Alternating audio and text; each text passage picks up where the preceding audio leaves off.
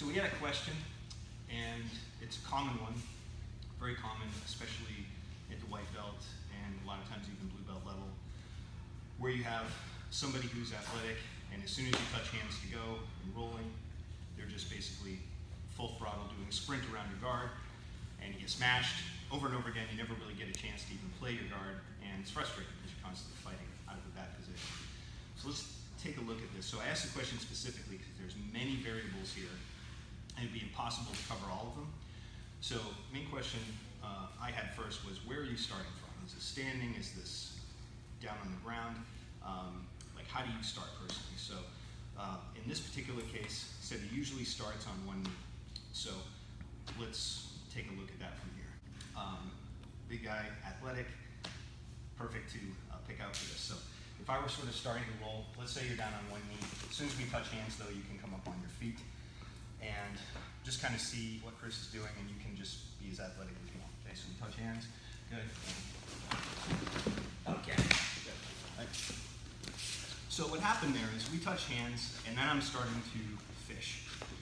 Meanwhile, he's already advanced his position, and before I know it, I haven't even barely done anything with my legs, kind of relying on trying to push him away, but he's already around my knees, getting chest-to-chest contact, and I'm done. Right. So what happens here a lot is, having had that happen to you a few times, then what happens, we'll touch hands, and I'm starting to go for some sort of death grip, and there's this big upper body battle that takes place here, or a desperation guard pull, so on and so forth.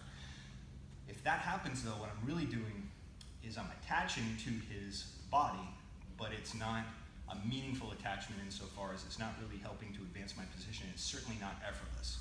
Okay, it's certainly requiring a lot of energy on my part. So we'll do it again. I'm going to try and get some of those desperation grips. You do the same thing. Okay?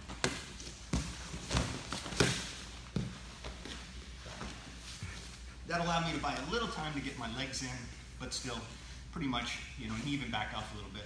If he were in full sprint mode, he would have just run through. So now, let's take a look from here again. I'm looking to police basically a batter's box in here. I want to have control over both sides of his body, and I want to have inside position of some sort, okay?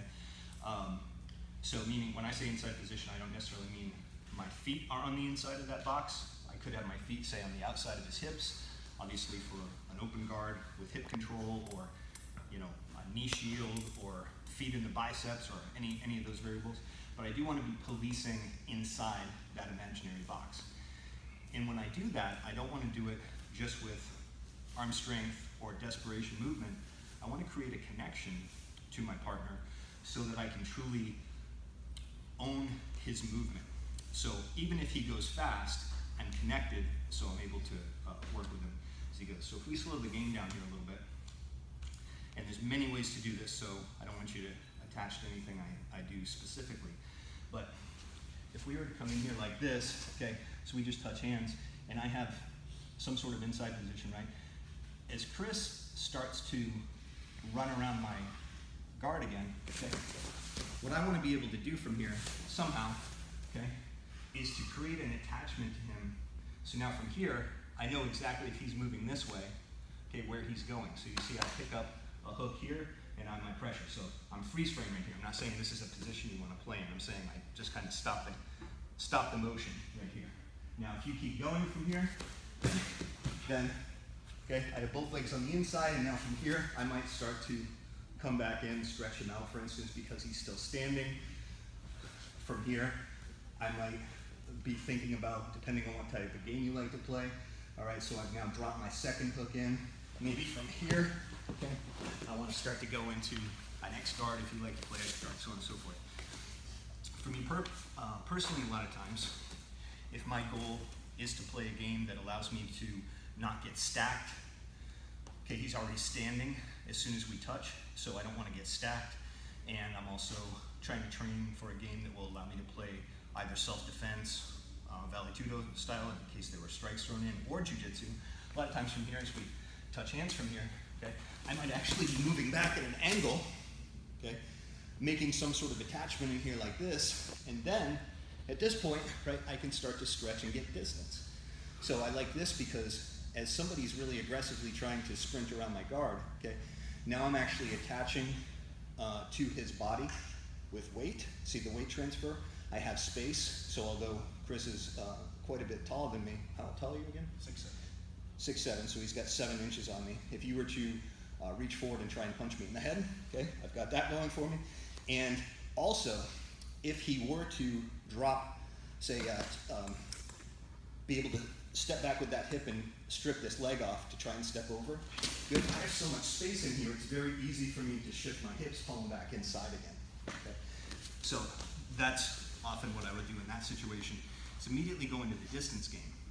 What happens, he's trying to get around, so he's constantly pursuing to try and get forward, get his chest on my chest, but meanwhile, I keep that distance, I keep shifting my hips, he starts falling into my hips instead, and that's where all the sweeps, submissions come into play, right? So let's shift directions for a second. If we were to change this up a little bit, and Chris is one of the guys that likes to play low as opposed to standing up, okay? Then we'll start here again, right? And then go ahead. So again, now, by virtue of staying low, okay, I also can stay connected with him. So keeping my hips in, keep going, trying to be athletic. I stay connected.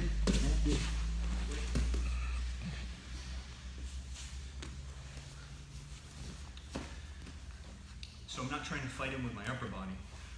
I'm just trying to, again, play inside those parameters. But when I get connection, that doesn't mean what my grips are doing. That means having the tactile sensitivity to know if he were to come straight in or he's trying to go in either direction, left or right, no matter how quick it is, I'm able to hitch a ride with him and go along for the ride. And then meanwhile, I want to make sure that I'm not letting my arms get out of position, not letting myself just get completely flattened out on my back, so on and so forth. Or I should say I'm not getting flattened out on my back unless I have an obstruction in between us. Okay, so if he were to drive me straight back, okay, see there's the knee.